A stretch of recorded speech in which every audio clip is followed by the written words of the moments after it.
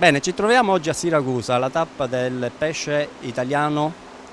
Sì, il pesce italiano soprattutto valorizziamo questo pesce che ormai non sta andando più sulle nostre tavole. È un pesce più o meno pesce azzurro che oggi soprattutto rischiamo con i costi di abbatterlo e di portare un prodotto sano sulle nostre tavole.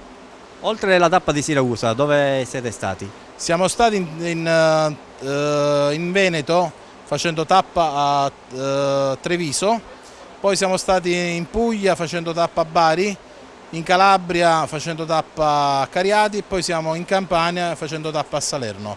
E adesso l'ultima tappa la concludiamo qui in Sicilia, a Siracusa, Quindi qua a Siracusa. Tutto questo è stato organizzato da chi?